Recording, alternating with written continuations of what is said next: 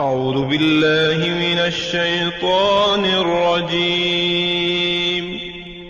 پناہ مانگتا ہوں میں اللہ کی شیطان مردود سے۔ بسم اللہ الرحمن الرحیم۔ شروع اللہ کے نام سے جو بڑا مہربان نہایت رحم والا ہے۔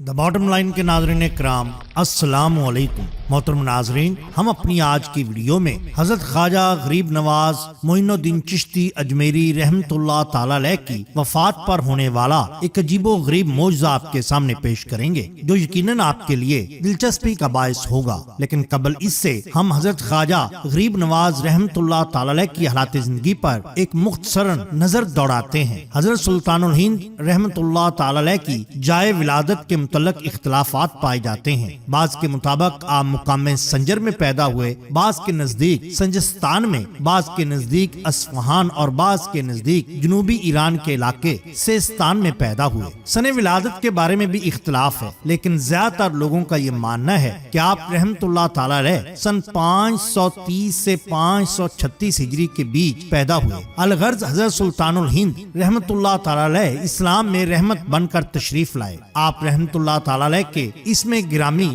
بہت سے ہیں، زیادہ مشہور و معروف معین الدین حسن ہے۔ آپ رحمت اللہ تعالی علیہ کے والدین پیار سے آپ کو حسن کہہ کر پکارا کرتے تھے۔ آپ کے القابات میں مشہور و معروف لقب سلطان الہند حضرت خواجہ غریب نواز ہے۔ حضرت سلطان الہند رحمت اللہ تعالی علیہ نسلی اعتبار سے صحیح النسب سید ہیں۔ آپ رحمت اللہ تعالی حسنی حسینی سید ہیں۔ والد کی جانب سے حضرت امام حسین رضی اللہ تعالی عنہ اور والدہ کی جانب سے حضرت امام حسن علیہ السلام سے جا ملتا ہے۔ آپ رحمت اللہ تعالی علیہ کے مرشد پاک حضرت عثمان ہارونی ہیں، جن کے حکم پر آپ نے حج ادا کیا اور وہاں سے آپ کو غیبی طور پر ہندوستان جانے کا حکم ہوا۔ ہندوستان آ کر آپ نے یہاں پر اجمیر کے قریب ڈیرا لگا لیا۔ حضرت خواجہ معین الدین چشتی فرماتے ہیں کہ دوران مسافرت ہم ایک جگہ درویشوں کی صحبت میں بیٹھے ہوئے تھے اور آپس میں یہ رائے قرار پائی کہ لوگ اپنی اپنی ایک کرامت دکھائیں۔ اس مجلس میں شیخ علاؤ الدین کرمانی، حضرت خواجہ عثمان ہارونی، جناب محمد عارف رحمت اللہ تعالی علیہ اور میں خود شریک تھا۔ پھر سب نے اپنی اپنی کرامات دکھائیں۔ حضرت خواجہ معین الدین چشتی فرماتے ہیں کہ مرشد پاک حضرت خواجہ عثمان ہارونی رحمت اللہ تعالی علیہ نے اپنے مصلے کے نیچے ہاتھ ڈالا اور سونے کا ایک ٹکڑا نکالا۔ اس ٹکڑے کو ایک درویش کو دے کر فرمایا کہ جاؤ سب کے لیے شرینی لے آؤ۔ پھر شیخ علاؤ الدین کرمانی رحمت اللہ تعالی علیہ نے ایک لکڑی کو ہاتھ مارا تو وہ سونے کی ہو گئی۔ پھر مرشد پاک حضرت خواجہ عثمان ہارونی رحمت اللہ تعالی علیہ فرماتے ہیں میری جانب متوجہ ہوئے اور فرمایا کہ تم نے کچھ نہیں کیا۔ میں نے مرشد پاک کے حکم سے اپنے کمبل میں سے 4 روٹیاں نکال کر ایک بوڑھے فقیر کی طرف بڑھا دی۔ حضرت خواجہ معین الدین چشتی رحمت اللہ تعالی علیہ فرماتے ہیں کہ میں مرشد پاک حضرت خواجہ عثمان ہارونی رحمت اللہ تعالی علیہ کے ہمراہ سفر میں تھا۔ ہمارے ہمراہ ایک درویش بھی تھے۔ ہم چلتے چلتے اوش پہنچے اور وہاں شیخ بہاؤالدین بختیار احمد اوشی رحمت اللہ تعالی علیہ سے ملاقات کی۔ شیخ بہاؤالدین بہت بڑے بزرگ اور واصلین میں سے تھے۔ ان کے یہاں دستور تھا کہ جو کوئی ان کی خانقاہ میں آتا وہ محروم اور خالی ہاتھ واپس نہ جاتا۔ اگر آنے والے کے پاس کپڑے نہ ہوتے تو وہ اس کو کپڑے عطا فرما دیتے اور آپ رحمت اللہ تعالی علیہ کے لیے غیب سے کپڑے آ جاتے۔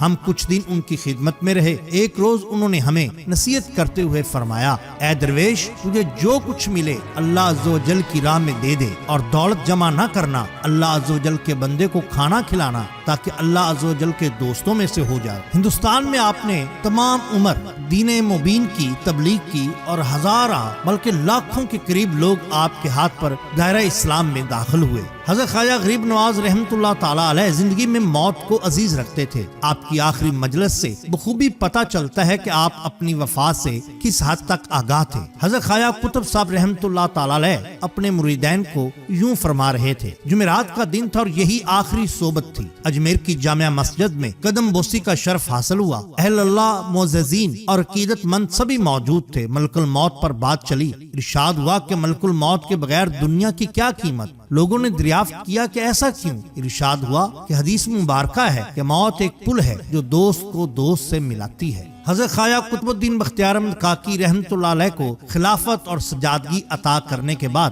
جب حضرت خواجہ معین الدین چشتی اجمیری رحمۃ اللہ تعالی علیہ نے ان کو رخصت دی تو اس سے چند دن بعد 6 رجب سن 633 ہجری بعد نماز عشاء آپ حجرہ میں داخل ہوئے اور دروازہ بند کر لیا، خدام کو اندر آنے سے منع کیا۔ ساری رات خدام حجرہ اور حاضرین کے کانوں میں وجد کی آوازیں سنائی دیتی رہیں، لیکن آخر شب میں یہ آواز آنا بند ہو گئی۔ صبح کی نماز کا وقت ہوا، حسب معمول دروازہ نہ کھلا تو خدام نے دستک دی، لیکن کوئی جواب نہ پا کر مجبوراً دروازے کو توڑا گیا۔ لوگوں نے دیکھا کہ آپ رحمت اللہ تعالی علیہ واصل بحق ہو چکے ہیں۔ انا للہ و انا الیہ راجعون۔ حاضرین نے آپ کی پیشانی مبارک پر یہ عبارت کلمہ غیب سے لکھی ہوئی دیکھی۔ تحریر یہ تھی، یہ اللہ کا حبیب ہے اور اللہ کی محبت میں انتقال کیا۔ نماز جنازہ آپ کے بڑے صاحبزادے خواجہ فخر الدین رحمت اللہ تعالی علیہ نے پڑھائی اور اسی حجرہ میں دفن کیا گیا جہاں آپ اکثر بیٹھا کرتے تھے۔ اکثر اولیاء کرام نے اسی شب حضور سرور دو عالم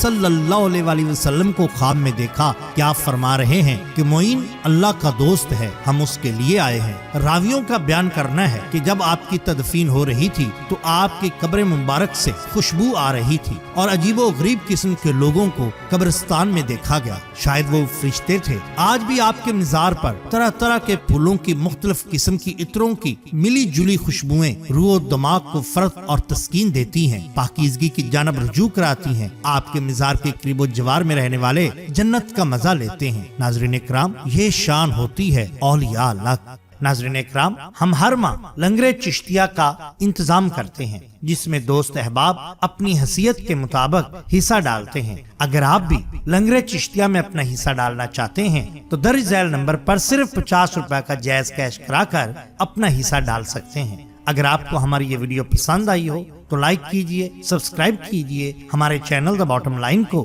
تاکہ ہم آپ کے لیے اور بھی بہترین ویڈیوز لا سکیں۔